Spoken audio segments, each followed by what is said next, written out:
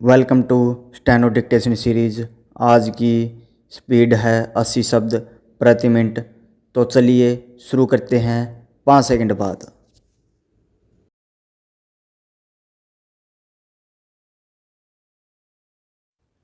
अध्यक्ष जी, जिस समय पाकिस्तान ने भारत पर हमला किया था उस समय उन्होंने देश की रक्षा के लिए महत्वपूर्ण कार्य किया था।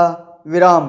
इसके साथ ही मैं मंत्री महोदय को यह भी स्मरण दिलाना चाहता हूं कि शायद उन्होंने इस पर ध्यान नहीं दिया कि इस बार जो राष्ट्रीय पुरस्कार मिले हैं उनमें रेलवे प्रशासन को केवल 2 ही प्राप्त हुए हैं, जबकि मैं ऐसा मानता हूं कि हमारी सेना के बाद अगर किसी ने युद्धकाल में सराहनीय कार्य किया है तो वह रेलवे प्रशासन अथवा रेलवे कर्मचारी और अधिकारी हैं।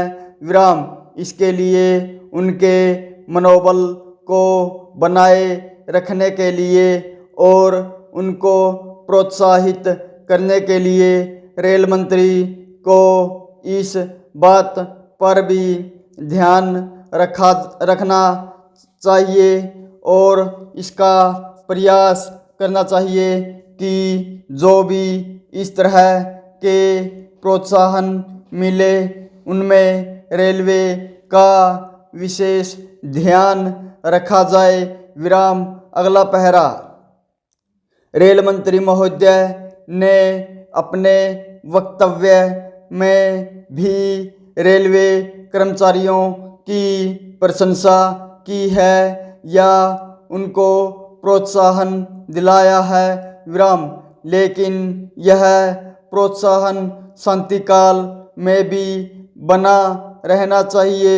विराम। रेलवे ने युद्धकाल में जो काम किया वह तो देश की रक्षा का महान उद्देश्य था, लेकिन उसके बाद देश के निर्माण में या गरीबी मिटाने के लिए जो युद्ध होता है उसमें भी प्रत्येक रेलवे कर्मचारी का मनोबल उसी तरीके से बना रहे। इसके लिए भी रेल मंत्री महोदय को कुछ कदम उठाने की आवश्यकता है। विराम। मैं ऐसा मानता हूं कि वह किसी भी तरीके से करें, उनका तरीका कुछ भी हो, लेकिन उनको यह करना चाहिए कि जितने भी रेलवे कर्मचारी हैं, जो भी रेलवे को मुनाफा हो उसमें वह साझेदार हो। विराम। चाहे आप उनको बोनस के रूप में कुछ दें, चाहे किसी और तरीके से दें, लेकिन हर वर्ग के रेलवे कर्मचारी को मालूम होना चाहिए कि यदि वह देश के निर्माण के संबंध में ठीक तरह से काम करेगा तो उसको पुरस्कार के रूप में या वेतन के अंश के रूप में अपने वेतन के अलावा पैसा मिलेगा। विराम। इसी प्रकार इस संबंध में मैं एक और सुझाव देना चाहता हूं। विराम। स्वतंत्रता के बाद रेल प्रशासन भारत सरकार का प्रशासन हो गया, लेकिन यह लोकसभा एक विशेष उद्देश्य को लेकर चुनी गई है। विराम।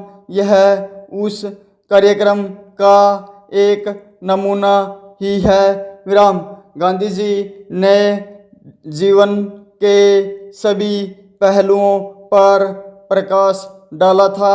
विराम धन को वे संयम से व्यय करने के हक में थे। पूर्ण विराम। तो दोस्तों, आज की डिक्टेशन यहीं समाप्त होती है।